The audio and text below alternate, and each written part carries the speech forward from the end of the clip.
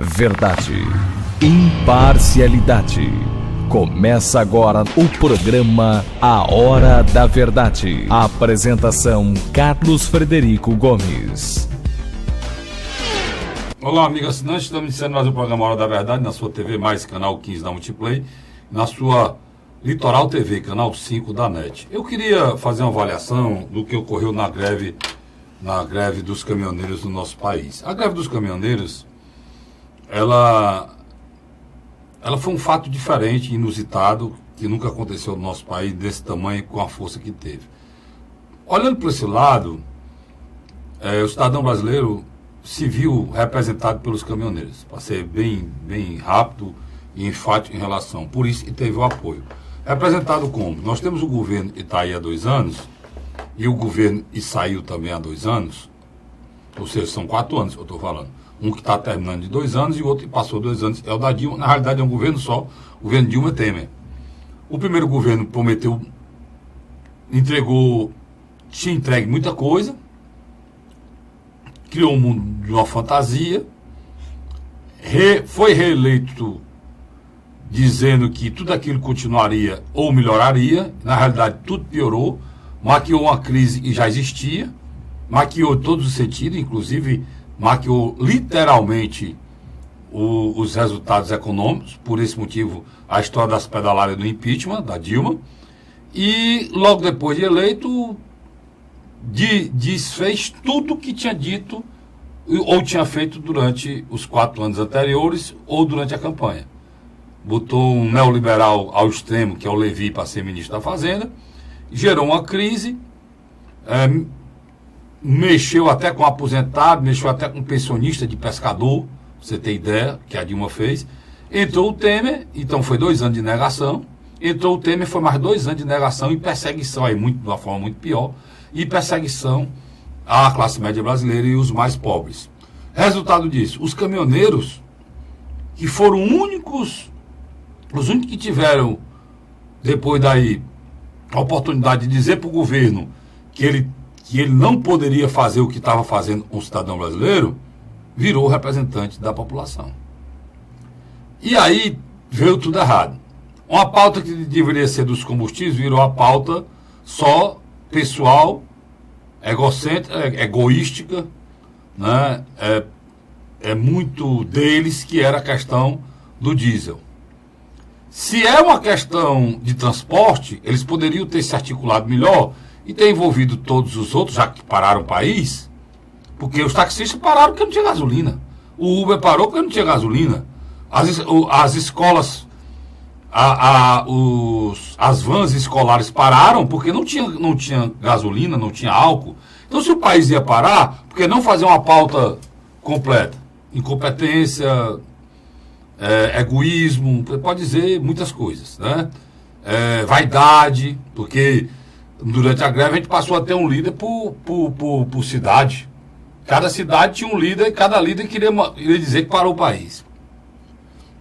O resultado disso foi que eles conseguiram atingir, mas não atingiram o senador, não atingiram o deputado federal, não atingiram, nem o senador deixou de trabalhar por falta de gasolina, nem o deputado federal deixou de trabalhar por falta de gasolina, nenhum senador ou deputado federal ficou numa fila 4, 5, 6 horas ou deu prego de gasolina, como eu vi vários amigos meus deram prego de gasolina. Nenhum filho de senador, ou mulher de senador, ou mulher de deputado, ou mulher de governador, ou mulher de prefeito, deixou de fazer uma cirurgia porque elas foram suspensas. A cirurgia estava marcada há 6 meses, há um ano, e era para aquela data, foram remarcadas, ninguém sabe para quando. Nenhum parente de governador, de senador, de deputado federal, de deputado estadual, de presidente da República, de ministro, ficou com medo da morte, porque não tinha como fazer hemodiálise, e alguns remédios essenciais que são difíceis para a compra não foram por conta da greve dos caminhoneiros. Nenhum parente de nenhum desses homens tiveram problema com oxigênio, como teve hospitais sem oxigênio para que as pessoas que estivessem na UTI pudessem sobreviver. Não morreu nenhum com a pedrada na cabeça porque resolveu trabalhar. Um caminhoneiro de 70 anos de idade foi morto com uma pedrada na cabeça, porque resolveu trabalhar. Enfim, até mesmo para reivindicar, o brasileiro não sabe. É muito triste a situação da gente, porque você leva a tragédia ao povo brasileiro, você leva o desabastecimento. Só para você ter ideia, a greve dos caminhoneiros, que não conquistou nada, conseguiu trazer um prejuízo a esse país de 5 bilhões, olha, presta atenção, 5 bilhões de reais só no campo. Só no campo, só carne, leite, só no campo foram 5 bilhões dados, divulgados essa semana pelo IPEA. 5 bilhões só no campo. O resultado que nós estamos vivendo até hoje, você vê no supermercado. Tudo mais caro. A gasolina aumentou, não baixou mais. Eles estão brigando, confusão ainda pelos 46 centavos do diesel. O pior, que ninguém quer dar. O cara da distribuidora quer negar e o dono do posto quer comer os 46 centavos. Então, para encerrar, eu queria dizer para vocês, é triste, é lamentável aonde chegou o nosso próprio país.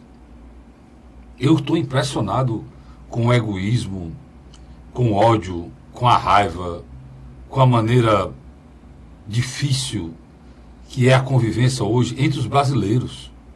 Todo mundo é só eu. Aquela história que o Brasil era um país amável, que as pessoas eram pessoas amáveis, é pura mentira. A prova maior disso, para misturar aqui e fazer um caldo, foi o resultado que saiu agora do mapa da violência. Divulgado também pelo IPEA. Morreram 62 mil, foram assassinadas 62.500 pessoas no ano de 2016. E aquela história que eu digo sempre aqui para vocês, que tem gente querendo pegar carona na violência no estado do Ceará para ser eleito qualquer coisa, às custas da mentira, mas principalmente às custas do medo e da tragédia do povo cearense, está indo por água abaixo. O Senado da República ontem, descia um senador e subia outro falando da violência. O senador de Sergipe, eu me esqueci o nome dele aqui agora, do PSB, ele disse o seguinte: os índices de Sergipe é pior do que o de Honduras. Simplesmente lá é quase 50 por 100 mil habitantes, 50 mortos por 100 mil habitantes.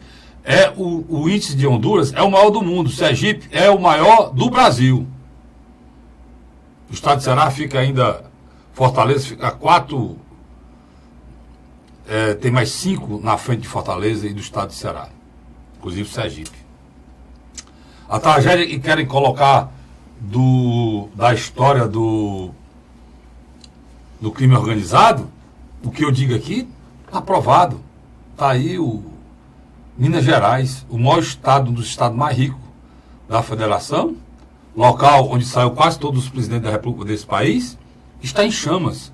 Só ônibus são mais de 60 incendiados pelo crime organizado. Não acusam aqui que é o Ceará, que foram os governadores que deixaram o crime organizado tomar conta do Ceará. Repetindo para encerrar, e agora encerrar mesmo. A tal ilha de segurança que vocês querem fazer, tem uma solução para vocês fazerem. É se em vez de vocês serem candidatos a governador do Ceará, vocês serem candidatos a presidente do Ceará. Não é do Esporte Clube, não. É conseguir transformar o Ceará no país. Aí pode ser. Vocês aí mexem na lei de execuções penais, você mexe no próprio Código Penal, você mexe no Estatuto da Criança e Adolescente, vocês podem mexer na Constituição com o que for necessário, vocês fecham as fronteiras, né? Vocês podem até determinar que haja prisão perpétua para alguns casos. Vocês transformam a justiça do novo país, chamado de Ceará, numa justiça correta, rápida, não lenta e principalmente injusta como a nossa é, né? Vocês transformam a polícia numa só, elas deixam, em vez de estar disputando e negando informação uma à outra, elas passariam a trabalhar juntas. vocês colocariam escola de 2 turnos para que as nossas crianças não fossem recrutadas pelo tráfico. O tráfico seria destruído porque vocês, como novo presidente do estado do Ceará, vocês acabariam com o Ministério Público, acabariam com Corregedoria, a polícia podia tomar a decisão que tomasse para aniquilar os marginais do país, como muita gente defende, defende de uma forma terrível nas câmaras e não assume depois. Dizem que o governador é frouxo, que o governador não praticamente diz, o governador só tem que criar um grupo de extermínio. Mas criem, para ver se não vai o secretário e o novo governador preso, seja ele seja. Então, chega de mentira, pessoal. Chega de enganação. A nossa tragédia brasileira, que não é do estado de Ceará, brasileira, se você tirar, se você botar 5 mil mortos na conta dos 62, 5 mil, ainda sobram 57 mil mortos nesse país. Então chega de mentira, chega de usar a tragédia, o medo e a desgraça que está instalada no povo brasileiro e no estado de Ceará como manobra para politicagem barata. Somem as propostas de vocês para a educação, para a saúde, para a segurança e coloquem para o povo brasileiro e para o povo cearense avaliar. Não vão usar a nossa tragédia, a nossa situação de vulnerabilidade e a tristeza da gente ver, inclusive, crianças sendo mortas por bala perdida, como plataforma eleitoral, não. Que isso, eu pelo menos aqui não vou permitir. Assim, eu não vou conseguir impedir nada, mas pelo menos isso não vai passar calado. Se 2 pessoas ouvirem esse programa durante a campanha, elas irão ouvir isso aqui. Tá certo? Irão assistir isso aqui, irão ver isso aqui. Porque é inconcebível. E a Justiça Eleitoral deveria coibir esse tipo de coisa.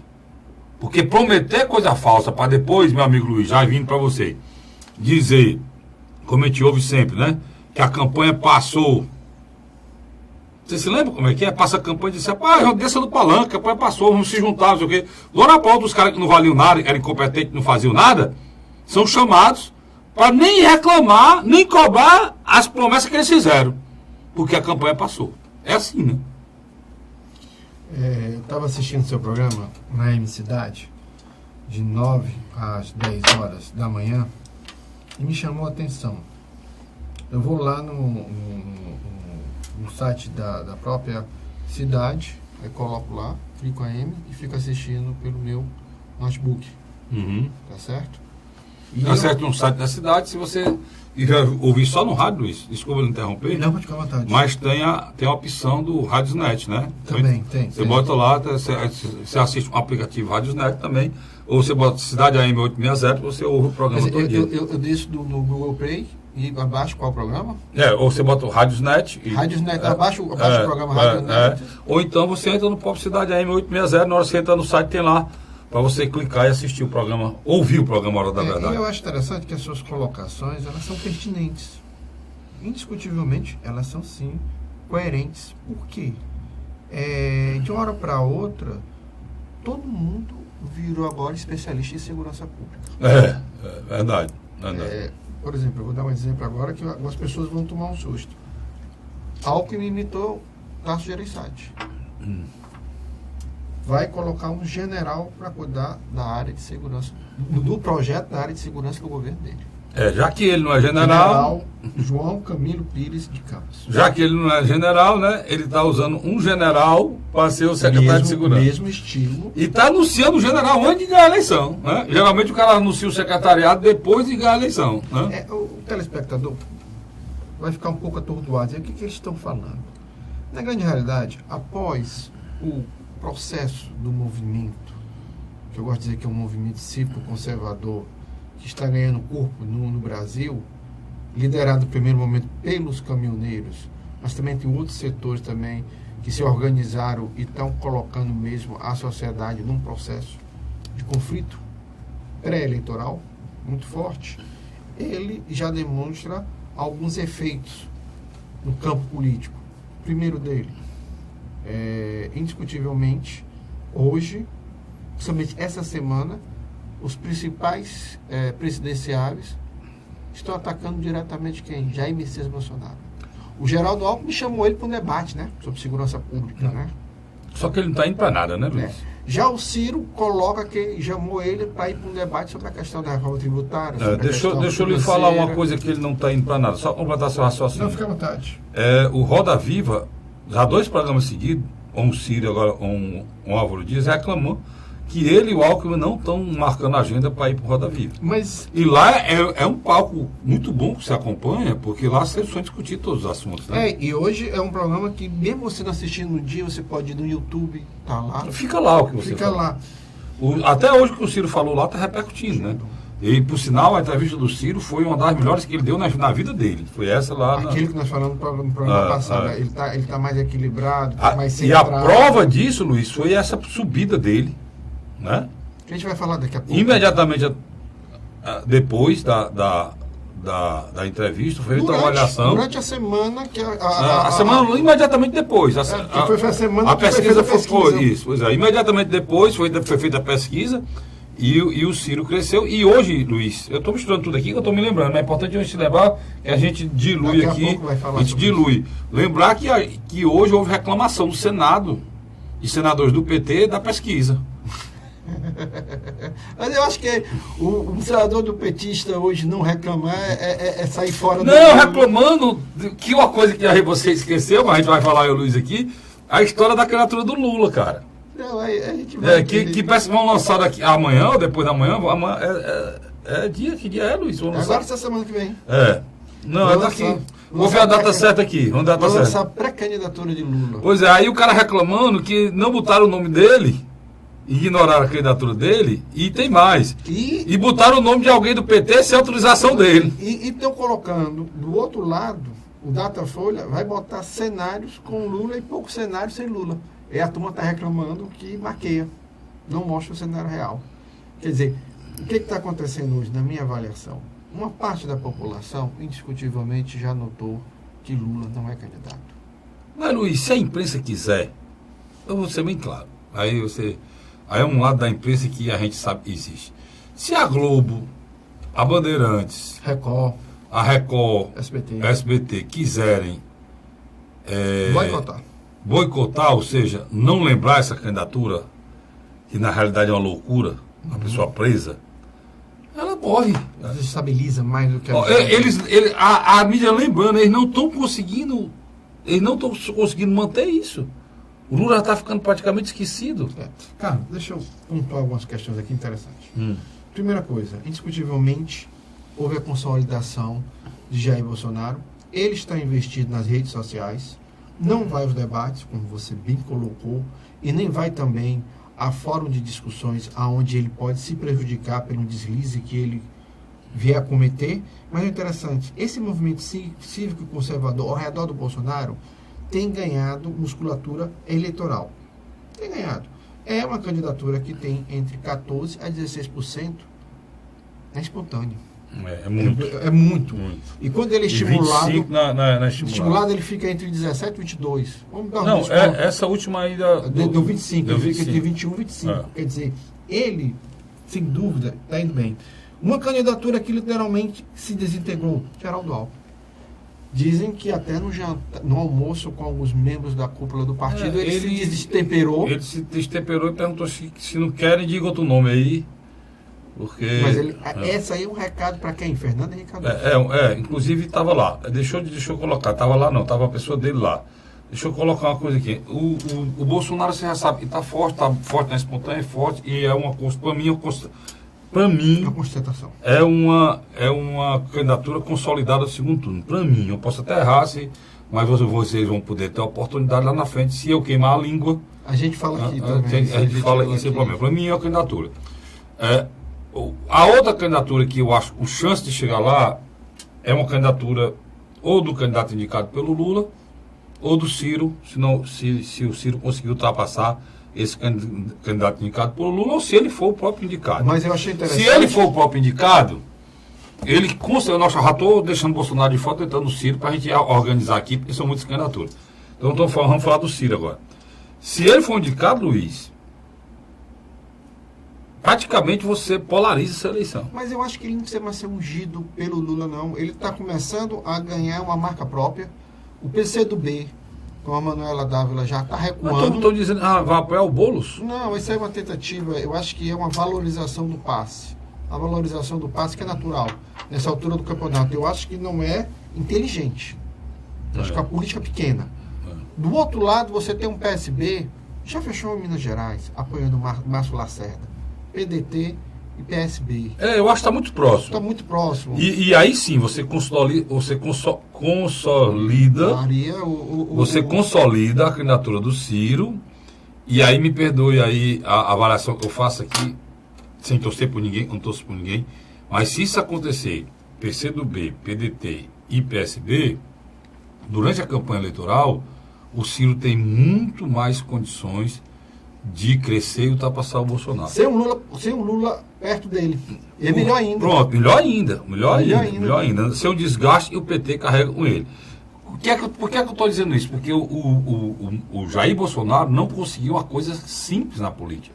Ele conseguiu um fato espetacular, Luiz, que é se cacifar, se autopromover. Como líder individual. E é como se fosse a candidatura do Bolsonaro, é como se fosse a candidatura independente lá nos Estados Unidos. Coisa que nunca se conseguiu chegar no segundo turno. Aqui no Brasil não tem candidatura. Mas agora, se você perguntar ao eleitor do Bolsonaro, que não é ligado na mídia, mas é um eleitor do Bolsonaro convicto, você perguntar qual é o partido dele, ninguém sabe. A turma brinca só que é o 17. Ninguém sabe o partido dele. Por quê? O partido do Bolsonaro é o PSL, e o PSL não tem estrutura nem nos estados, e nem tem estrutura e tempo suficiente para que ele se mantenha na campanha. Esse é o grande problema da candidatura do Bolsonaro. Mas ele vai fechar a coligação. Vai fechar a coligação. Agora, como ele tem um percentual eleitoral muito forte, ele vai fechar. Ele vai conseguir fechar. Por exemplo, ele tem a possibilidade já de fechar um PR. E o PRB. Se o vice for o Magno Malta. O Magno Malta, que é um excelente vice mesmo, porque é uma pessoa com muita verbologia, e além de ser uma pessoa que ele tem a simpatia, né, do povão, pessoal, do povão, da população mais humilde. O Magno Malta é o senador mais popular do Senado Federal. Então, essa é a situação do Bolsonaro e do Ciro.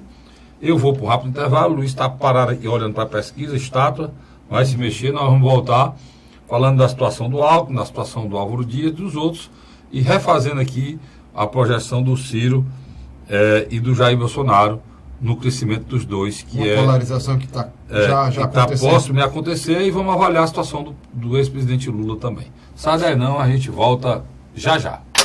A Hora da Verdade.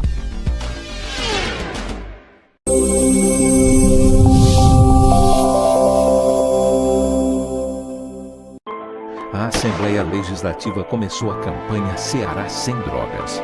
A discussão vai ser levada para todo o estado, prevenindo a população e buscando soluções para resolver o problema.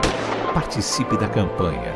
Juntos ficamos mais fortes para combater essa verdadeira tragédia que destrói famílias, futuro e muitas vezes a própria vida. Ceará Sem Drogas, uma luta de todos nós. Assembleia Legislativa do Estado do Ceará.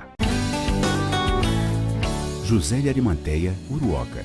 Acordo 8 horas, 9 horas, aí carrego o carro e vou lá pegar água. Aí sai distribuindo os comércios. Estrada dessa, ó, pagou de você andar, ó. Você não gasta pneu, tem economia no bolso e anda rápido. Sertanejo pega uma estrada boa, fica feliz, fica contente. Assim como o trecho que liga Uruoca a Martinópole, o governo do Ceará está fazendo mais de 1.000 quilômetros de estradas mais importantes da vida de muita gente. Governo do Ceará.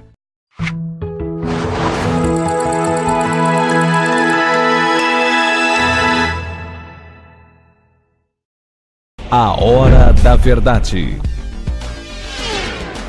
Estamos de volta com o segundo bloco do nosso programa A Hora da Verdade, na sua TV Mais, canal 15 da Multiplay, e na sua Litoral TV, canal 5 da NET. Luiz ficou aqui parado olhando aqui pro iPad dele aí.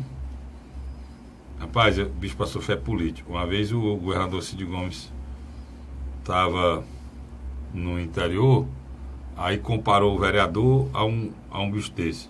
Um iPad. Aí pede muito, né, o vereador? Essa história pegou.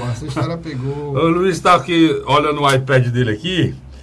E deixa eu dar uma focada aqui, Vicente, por favor, para você mostrar aí como houve a reclamação no Senado era essa daqui, ó. Reclamação no Senado, se o meu amigo Vicente puder focar, faz o dedo aqui, Luiz. Aqui é essa.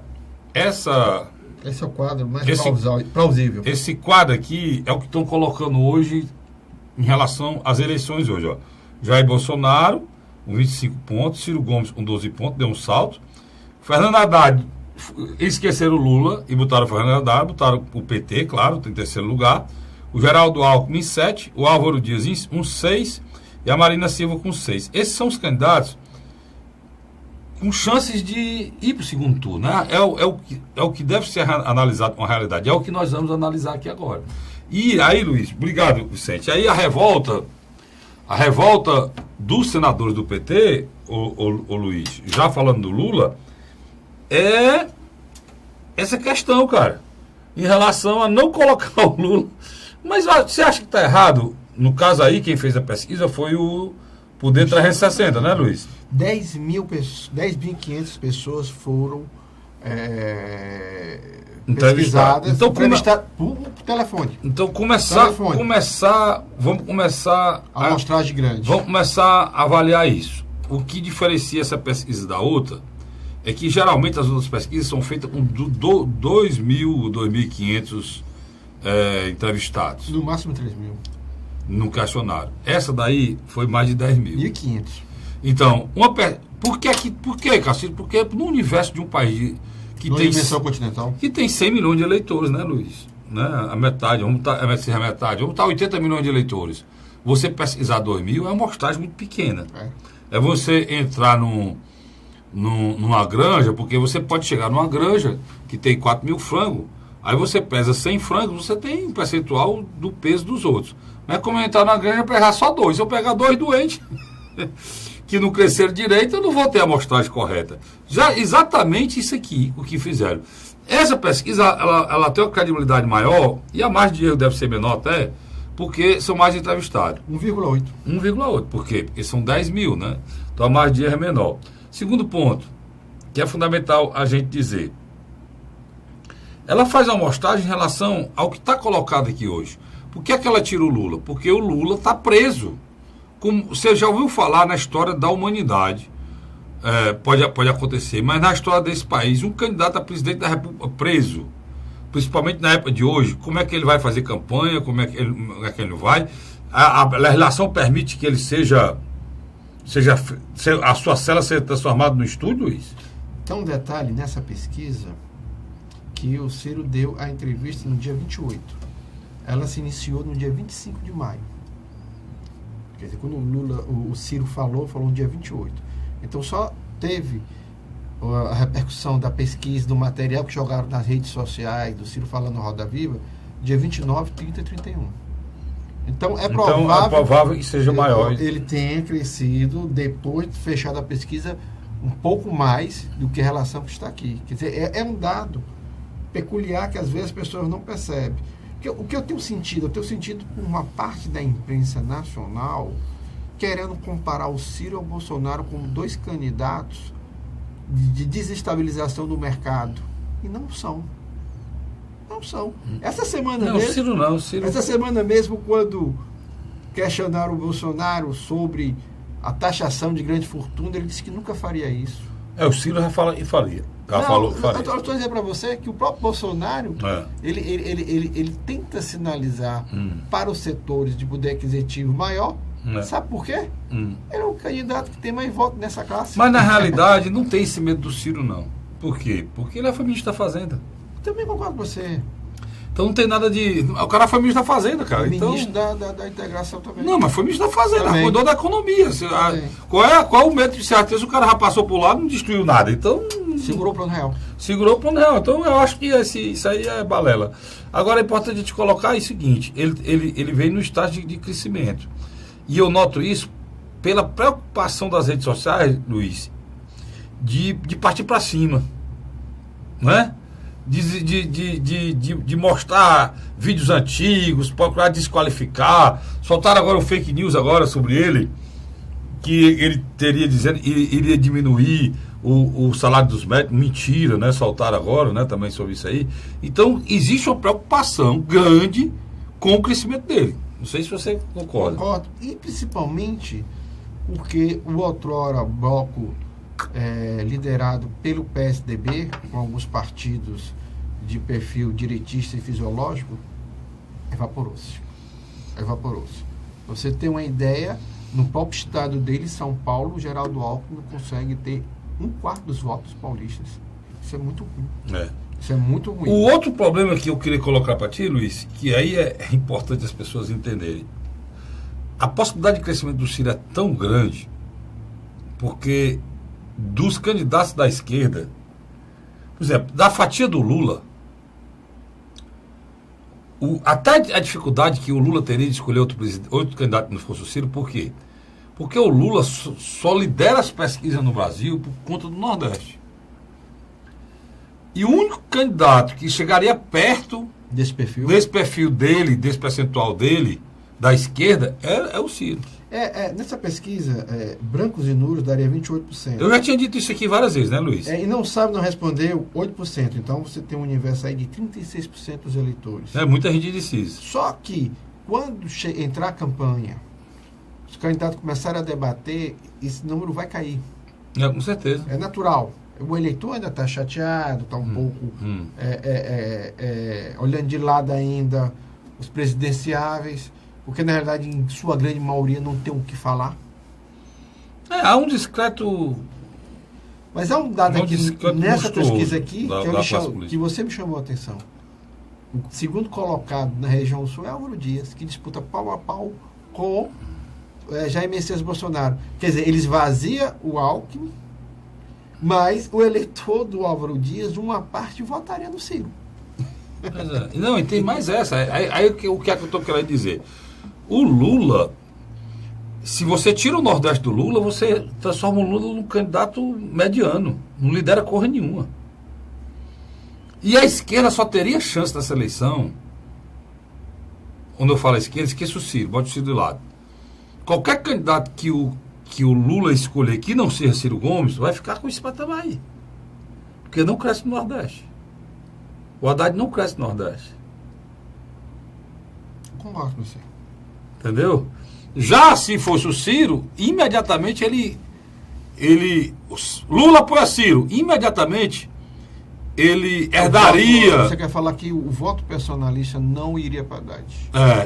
Mas iria para o Ciro por uma questão regional nordestina. E até por também a questão da maneira como o Ciro se expressa. E a questão que regional. É mais compreendido pelo povão do que... E a questão regional nordestina, que é muito forte. Concordo com você. Vou dizer para você... É o mesmo problema do Álvaro Dias. O que acontece? Por exemplo, o Álvaro Dias... Ele fala bem, ele pontua bem, mas ele não chega às massas. Mas ele sai do sul que o conhece muito bem. Isso é uma prova de liderança. É uma prova que é um político que tem liderança. Porque no local onde ele governou, a população confia nele. Né? Isso aí. Então, mas o Álvaro Dias tem 6 pontos, cara. Porque o Paraná vem fechado. Santa Catarina, acho que ele lidera Santa Catarina, né, Luiz? Deixa eu lhe interromper. O Fernando Henrique Cardoso está com a missão de eliminar Geraldo Alckmin. Ele abertamente está fazendo isso. Ele quer uma saída honrosa de sobrevivência do PSDB. O grande ponto é esse. Então, na avaliação existe a possibilidade de apoio à Marina. A Marina. Tanto que a Marina já sinalizou que é necessária a reforma tributária e da Previdência. Ela é uma política tarimbada. Essa sinalização seria o mote para ele dizer que não tem candidato, mas apoia a Marina porque tirou o projeto dele na mão. Porque a Marina apoiou no segundo turno a Aécio, Dilma Rousseff e o PSDB. Tá entendendo? É interessante. O que aconteceu? Já deixou só colocar uma coisa antes que eu me esqueça, Luiz. Já a Marina, você vê o Roda Viva, a Marina não saiu bem no Roda Viva. Nas últimas entrevistas que ela deu, ela não conseguiu passar a ênfase e a determinação e a coragem necessária. Que ela fez na campanha de 2010 e 2014. E que o Brasil necessita agora. E ela não é mais novidade. E o que o Brasil necessita agora. ela não conseguiu passar, né? Ela não conseguiu, ela foi muito, ela abordou esses problemas gravíssimos, como da violência, com muita superficialidade, né? E vou lhe dizer mais, os outros candidatos estão subestimando a questão da violência. A questão da violência hoje é a mais importante para ser discutida nesse país. Agora, É por isso que o Bolsonaro está com 26 pontos. Agora, Porque eu e o Luiz, vamos supor, eu, o Luiz e o nosso cinegrafista Vicente, que está ali olhando para a gente. Qualquer um de nós três aqui, você pode fazer essa pergunta na sua casa. Se você soubesse que nenhum candidato vai ter condição, pela própria condição do país, pelas condições econômicas do mundo, por essas crises que o mundo vive hoje, crise muito séria, crise de petróleo, crise... Está voltando quase aquela Guerra Fria, negócio de coisa que a gente não ouvia mais falar, né? Essa questão atômica está voltando, quer dizer, muita instabilidade. Mas se você perguntar assim, não vai ter condição de fazer nada, mas se tem a possibilidade, se o Bolsonaro ganhar, resolver o problema da violência no nosso país. Pode ter certeza que qualquer um, pode ter a raiva que tiver dele, vai ver, rapaz, se não tem outro jeito, resolver pelo menos isso, eu voto nesse cara aqui. Como é que no anterior a turma disse? Não tem tu, vai tu mesmo? Pronto, não tem tu, vai tu mesmo. Porque já que não é para resolver nada, pelo menos esse aqui está preocupado que a gente... Algum assunto de interesse comum. Pronto, é isso, Luiz. Você conseguiu resolver de forma brilhante, é isso aí. É um assunto que une as pessoas, que o Bolsonaro... E aí, eu não sou marqueteiro, mas quero dar um conselho para os marqueteiros. Falem com os candidatos a vocês. A presidência da República, todos os outros aí, né, Luiz? Posso botar uma tese Porque aqui você não pode ignorar esse assunto, né? Posso botar uma tese para você? Não. Por que Ciro Gomes, que está perdendo um tempo enorme, que é uma campanha muito curta, 45 dias, e esse período pré-eleitoral... E está andando, né, Luiz? É um período muito curto, e ele está perdendo muito tempo, na minha avaliação, não sei se você vai concordar comigo, com o PCdoB e o PSB, estão pensando muito mais nos seus imbigos do que literalmente no projeto a política brasileira é assim, Então eu vou lançar aqui uma tese para você, para a gente discutir agora no final do segundo bloco, até pegar o começo do terceiro bloco também discutindo isso.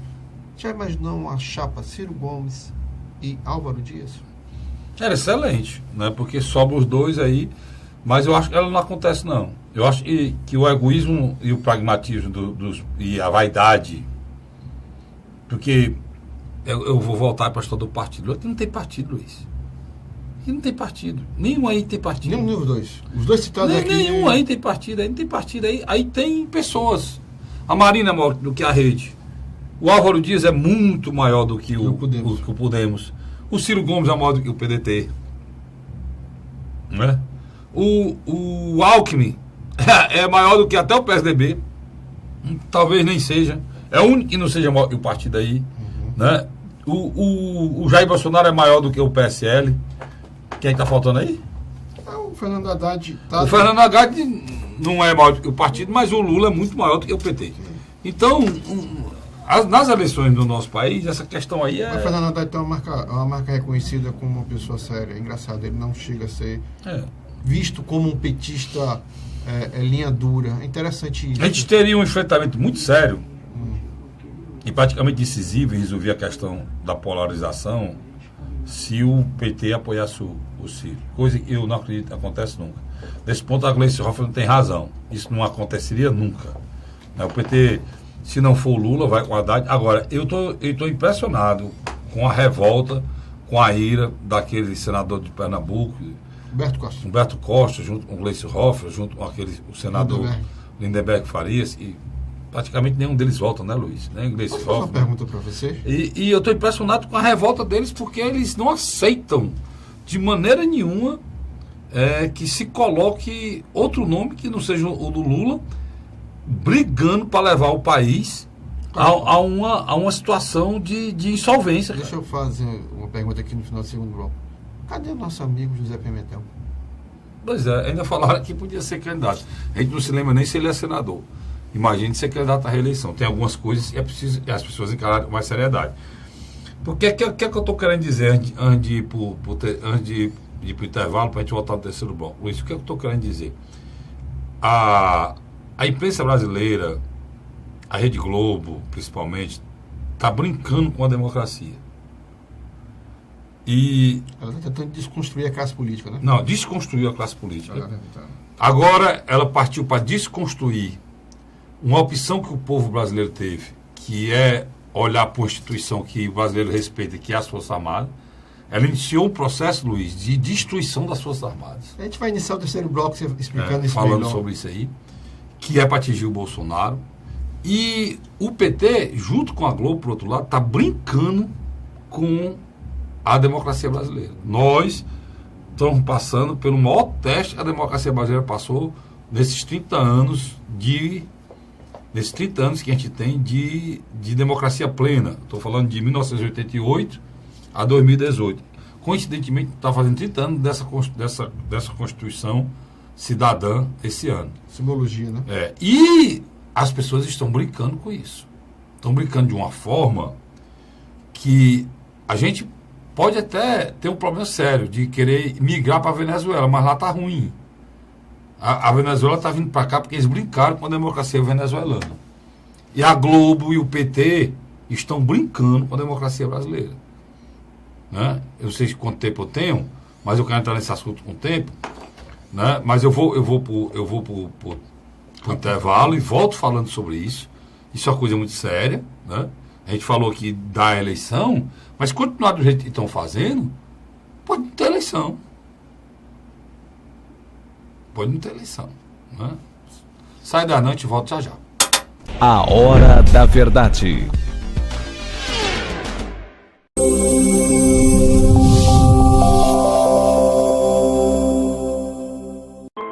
A Assembleia Legislativa começou a campanha Ceará Sem Drogas. A discussão vai ser levada para todo o estado, prevenindo a população e buscando soluções para resolver o problema. Participe da campanha. Juntos ficamos mais fortes para combater essa verdadeira tragédia que destrói famílias, futuro e muitas vezes a própria vida. Ceará Sem Drogas, uma luta de todos nós. Assembleia Legislativa do Estado do Ceará. José de Arimateia, Uruoca. Acordo 8 horas, 9 horas, aí carrego o carro e vou lá pegar água. Aí sai distribuindo os comércios. Estrada dessa, pagou de você andar. Você não gasta pneu, tem economia no bolso e anda rápido. Sertanejo pega uma estrada boa, fica feliz, fica contente. Assim como o trecho que liga Uruoca a Martinópole, o governo do Ceará está fazendo mais de 1.000 quilômetros de estradas mais importantes da vida de muita gente. Governo do Ceará.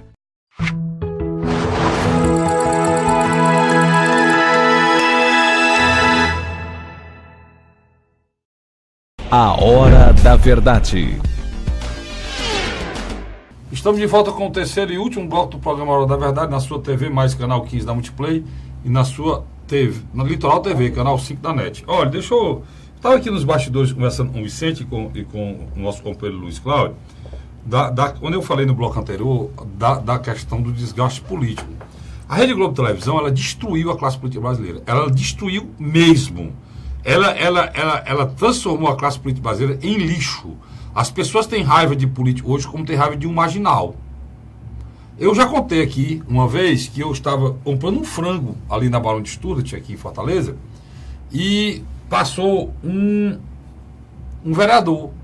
E um desses franelinhas, inclusive aparentava ser um usuário de droga. Um usuário de droga.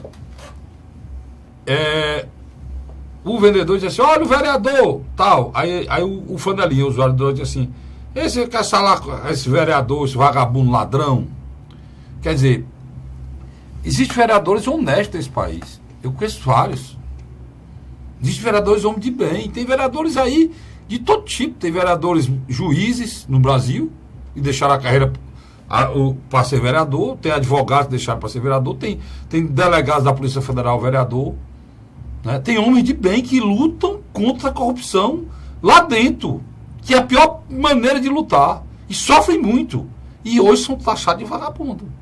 O que eu estou querendo dizer é que a classe política destruiu os homens, destruiu todos. Destruiu a Rede Globo Televisão, destruiu todos.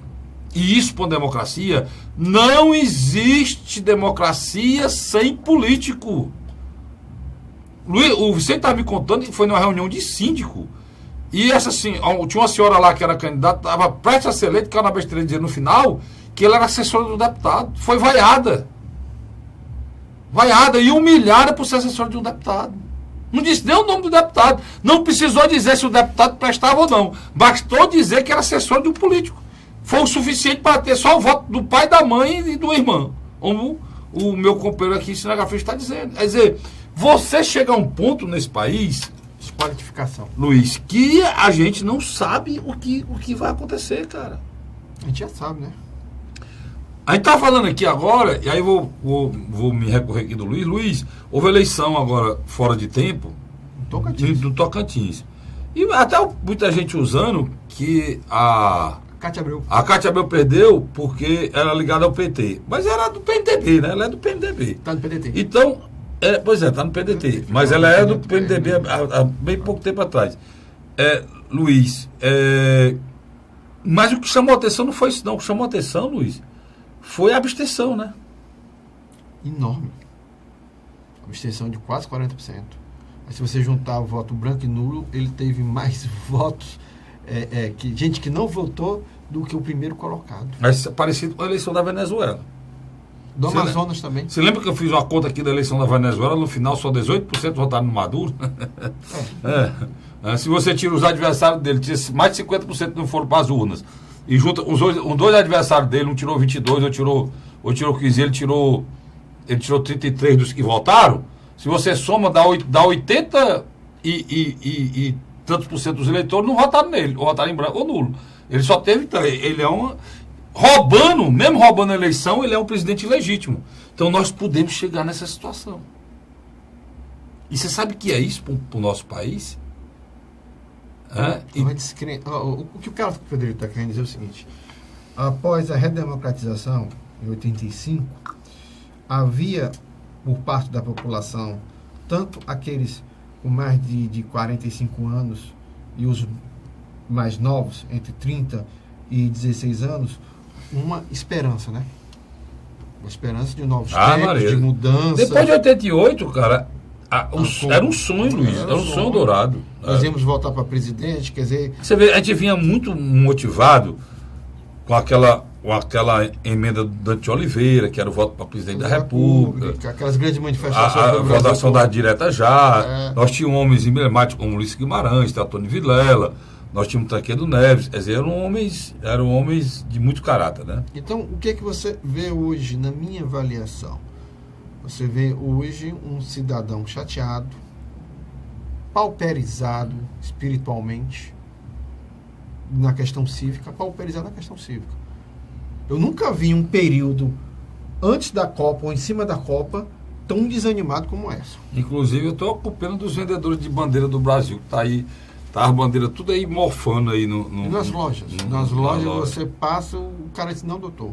Por exemplo, muitas lojas encomendaram televisões. Tem gente que pensa, isso é bom, isso é péssimo. Que deixa de movimentar a economia. Um povo sem esperança, Luiz, é um povo fadado ao insucesso, fadado à incerteza, fadado ao conflito, ao confronto e ao desastre. E o pior é que você falando, Luiz, eu estou me lembrando aqui do período da greve dos caminhoneiros. A Globo, de uma forma até surpreendente, diz, rapaz, é preciso ter mais tolerância. Eles falando em intolerância, quando toda intolerância que existe foi criada por eles. Alimentado, né? Por quê? Amigo, você denuncia a corrupção e os corruptos e parte para acusar e para sentenciá-los quando existe uma sentença judicial. Foi o que a Globo fez. A Globo nivelou e transformou toda a classe política em vagabundo. O duto dela com o dinheiro saindo está em qualquer reportagem de qualquer pessoa. Se surgir uma denúncia contra o Luiz aqui ou contra mim, mentirosa, na hora de falar, se for envolvendo a Petrobras, vai sair o duto atrás e o dinheiro. Como se a gente já fosse condenado pela Globo. A Globo virou um tribunal de inquisição que destruiu a classe política. O problema é que isso não vale nada pra gente. O problema é que ele não botou nada no lugar, Luiz. Tentaram, né? Tentaram. Mas o que é que acontece? Agora, mal sabe ela que esse veneno pode se voltar contra ela. É porque quando eles criaram Fernando Collor de Mello, eles criaram em 1987. Então eles tiveram 2 anos, porque ele se elegeu em 86, na onda do Plano Cruzado, onde só no estado de Sergipe um candidato do PFL ganhou, mas logo depois muda para o PMDB. Então o PMDB teve, a partir de 87, todos os governadores do Brasil. É um dado interessante isso. E o que aconteceu? Quando criaram o Collor, plantaram ele em 87, tiveram 88 e começo de 89 para fazer com que ele crescesse. Aí vamos só botar molho no que o Luiz está dizendo. O que foi que aconteceu? Eles criaram uma revolta nacional contra os grandes salários. Eram os marajás. E começaram a mostrar o Collor como governador, destruindo os grandes salários. Um homem eficiente. E transformaram o Collor, que era um playboyzinho, filhinho de papai, né, cheio de esquema a vida toda, inclusive com a afiliada da Globo lá dele, né? Eles transformaram ele em caçador de marajá, fizeram aquela imagem de um homem novo e muito vigor físico, passar o tempo todo correndo na rua, criaram o sapo, transformaram o sapo num príncipe e lançaram, como o Luiz está dizendo. Mas isso previamente trabalhado e calculado. E lançaram. E dominaram esse país. E a Globo cresceu demais durante esse período. Só que a Globo queria tudo. E ele não deu tudo, ele deu 90%. E a Globo tirou. Não tirou, Luiz? Tirou. Só que ela teve azar, e quem entrou no lugar foi um homem sério. Tá mais fraco. E ajeitou o país. Saiu com 86% de aprovação, honesto, morreu pobre, a família pobre. Foi aí que o Ciro virou ministro, né? Do governo Itamar. E o Rubens Recupero teve que se afastar. E mostrou que quando uma pessoa séria assume o poder, e é séria mesmo, assume o poder, ela consegue se desvencilhar desse pessoal. Agora, Luiz, nós estamos num impasse pior do que agora. A Globo destruiu a classe política e, como eu prometi no bloco anterior, ela está preocupada com um candidato que é adversário dela e que só cresce. Agora, Carlinhos. Quem é, Luiz? Jair Messias Bolsonaro. Pronto. É adversário dela, já peitou a Globo várias vezes. E a Globo não vai tirar ele, né? Mas ela agora partiu para uma cruzada. Eu tô falando isso para você analisar as coisas. Porque o nosso eleitor, o nosso cidadão, ele não analisa o que está acontecendo. Por isso, a gente... talvez ela está tentando ressuscitar uma memória negativa contra o período militar. E talvez a gente não tenha outra chance. E eu acho que ela está fazendo o inverso.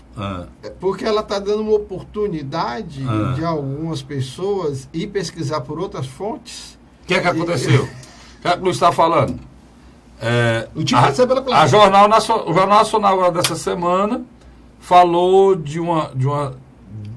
botou um cara para falar lá, que eles escolhem o cara, e o cara falou e tal, que houve vazou, não, foi liberado informações, presta atenção, não é do Brasil não, é do FBI, da Polícia Federal Americana, sobre o que aconteceu no prédio militar do Brasil.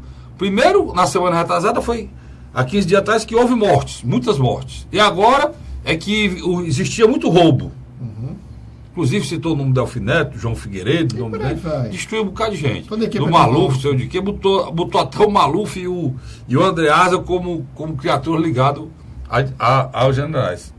Onde é que eu estou querendo chegar? Depois disso, Luiz, eles atacaram o período militar e o analista disse que tinha roubo igual ou pior do que nesse momento, só que não podiam falar. Né? Sem dúvida. E nem tinha os instrumentos de fiscalização, como tem hoje o Ministério Público. E aí o que é que a gente está vendo claramente? Por que é que você acha que é armação? Porque isso foi divulgado em 2015, meu irmão. Veio à tona agora. Nós estamos desde 2018, isso é um prato requentado e solto agora para atingir a única instituição que o povo brasileiro confia, que é as Forças Armadas. Eu, Caspirico, acho que no lugar de militar é nos quartéis. Que a Força Armada Brasileira devia ajudar o Brasil na questão da violência. Nós não temos por que ter 400 mil soldados dentro de quartel e o povo brasileiro morrendo na rua. 62 mil pessoas foram mortas. É mais do que uma guerra. Aí as Forças Armadas poderiam e deveriam nos ajudar, inclusive com o poder de polícia, determinado por um presidente democrático, eleito democraticamente, mas dizendo que eu não vou deixar o meu povo morrer quando eu tenho 400 mil soldados dentro do Exército. Porque a questão da segurança pública é também do governo federal. Mas eu não sou a favor de... Como é que estavam pedindo na greve? Intervenção. Não tem nem perigo de ser a favor disso. Agora, a Rede Globo de televisão, se achar no direito de atingir as Forças Armadas brasileiras, porque, olha, o caminho é perigoso, viu, Luiz? Essa história que o Vicente falou aqui, só para terminar, é a prova maior que quando a gente não consegue ouvir que uma pessoa é assessor de um deputado, que isso é motivo para desqualificar e transformar aquela pessoa no marginal, nós precisamos nos preocupar com política no nosso país. Carlinhos, essa semana que está findando, o governador Camilo Santana fez 50 anos. Pois é. Fez um ato público, ele foi, para comemorar o aniversário dele, foi uma missa. E lá estavam as principais lideranças que vão apoiá-lo na sua tentativa de reeleição. Interessante. O que me chamou a atenção, o ex-governador Cid Gomes demonstrou que dificilmente ele sairia numa chapa coligada com o PDT e PT, mas que não impediria dele sair numa outra chapa, uma coligação branca, né? Uma coisa que aconteceu em 2002, quando o Tasso saiu na chapa de Lúcio Alcântara e Patrícia Saboia saiu da chapa de Pedro Albuquerque, do PDT. Quem foi eleito? Os dois senadores. Por quê? Lúcio Alcântara e Patrícia Saboia. Não. Tasso e Patrícia Saboia. Tasso e Patrícia Saboia. Pois é. Então, só que essa história agora em 2018... Tudo isso porque o Ciro não quer que o PMDB coligado com o PDT no Ceará. Nem o Estado brasileiro. Bom. Agora, bicho, perfeito, eu concordo com o Ciro, perfeito, eu acho, mas o momento que a gente vive, Luiz, pode estar errado, né? Mas o momento que a gente vive exige mais transparência, exige mais responsabilidade e exige mais respeito ao eleitor. O eleitor não é burro, né? Inclusive nós estamos falando aqui o que eles estão falando que o eleitor não vê. Então o eleitor não é burro. Então para que isso? Eu também acho que seria muito mais fácil o Ciro Gomes vir para a televisão e dizer, olha, o Eunício Oliveira era parceiro do governo do estado no tempo que meu irmão era governador. Ele foi eleito senador no tempo que meu irmão era governador, não foi isso? Uhum. E rompeu, porque queria ser candidato, não foi escolhido, o escolhido foi o senador, resolveu voltar, mas no Ceará essa parceria existe há muito tempo e eu não tenho como evitar isso lá no Ceará. Pronto, acabou-se. Eu não tenho como evitar isso no Ceará. Mas, preferencialmente, a cúpula do partido, eu não concordo, não discordo e vou combater o tipo de política que o MDB faz. Pronto, acabou-se, cara, né? Acabou-se, a sinceridade, a seriedade. É isso que eu acho que o eleitor quer ouvir, né? Luiz, eu já fui vítima, eu comecei minha vida pública, eu já fui vítima de uma situação muito mais grave do que essa, vítima do próprio Ciro na época, que achavam que eu tinha que aceitar uma coligação com pessoas que destruíram o município, mas que tinham força para ganhar a eleição. Simplesmente eu deixei a vida por isso. Porque não abri mão de luta minha contra, porque para mim, o meu município, eu lutava, era um município, aquelas pessoas mereciam tudo de mim. Merecia a minha honestidade, a minha seriedade, merecia que essas pessoas que usam os recursos do município, o dinheiro público como fisiologia, né? Não, usa o dinheiro público como se fosse deles. Patrimonialismo. Que chupam a laranja e rebolam no cesto enquanto se nega um remédio a uma pessoa com doença grave. São as mesmas pessoas que rasgam, que brincam com dinheiro público. Então, você luta contra tudo isso. E depois, na hora de esperar o apoio, né, as pessoas querem lhe impor É a mesma coisa, cara. É uma agenda... Me impor coligação com pessoas que não vale a pena, é a mesma coisa. Então, talvez ele esteja passando hoje, né? O que você faz com um, você recebe depois. Então, eu acho que o caminho é outro. Eu acho que o caminho é o Ciro ir para a televisão, dizer o que disse aqui, responder claramente. Rapaz, essa coligação já existe há muito tempo. Eu não estou fazendo agora depois do que aconteceu, não. Só voltou. Não é, Luiz? Eu também concordo com você. Agora, você disse uma coisa para mim que é o Santo Glau. Essa briga aí desses caciques, eu vou usar o termo caciques, se a população não está acompanhando, está acompanhado. O desgaste que enfrenta hoje Domingos Filho por conta desse coisa, não, quem é que é o Domingos Filho, né? E o Eunício, o Genesias não bota essa conta não, o Genesias, como ele está no Partido Independente, a sua eleição dele e da esposa dele é independente, não depende de nenhum dos dois, o caminho dele é independente. Ele chegou à época da eleição, ele teve que tomar tomou a decisão de ficar com quem tem feito alguma coisa nos municípios que ele representa, né? Inclusive parece que conseguiu agora, Luiz, o raio para o município dele, Parambu, né? Depois que ele tomou a decisão, já vinha lutando e tal, o governador Câmara Santana conseguiu o raio, então ele está trabalhando para o município dele. Agora, meu amigo, pessoas que partiam para o ataque, que houve todo aquele conflito, a Assembleia foi o palco triste desse conflito. Havia algumas sessões na Assembleia que a gente pensava que ia morrer gente, né? Ligadas ao Domingos Filho, lá naquela confusão. Agora há um silêncio. E o Eunício agora, de uma hora para outra, é justamente isso. O eleitor, o Luiz está colocando, né, Luiz? Fica desacreditado. Ele desacredita totalmente desse processo aí, desses palanques.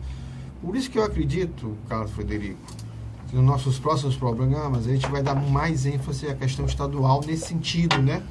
Porque, querendo ou não, a gente como formador de opinião, às vezes as pessoas vêm reclamar, né? Vêm dizer, rapaz, político tal, não sei o quê. Como não, esse exemplo que o Vicente contou pra gente aqui é um exemplo claro, Luiz, nós temos que se preocupar, porque, olha, não tem mudança na vida de ninguém se não for através de política. Não existe, pessoal. Não existe. O governo é feito com política. Se você botar lá um governo ditatorial ou um governo feito por generais, vai haver, os generais irão virar políticos. Que queira ou que não queira. Só que a imprensa brasileira não mostra isso. O que nós precisamos são homens vocacionados, Luiz, para servir. E política é servir. Existe muitos. Existem pessoas frustradas que não são políticos, não fazem, porque o esquema, o mecanismo, nunca permite que essas pessoas cheguem lá. Né? O mecanismo não permite que as pessoas cheguem lá. Tá bom? Luiz, obrigado, meu irmão. Obrigado você, assinante. Eu volto na próxima semana, se Deus quiser, com o programa Hora da Verdade. Obrigado pelo carinho, obrigado pela audiência. Até lá, se Deus quiser.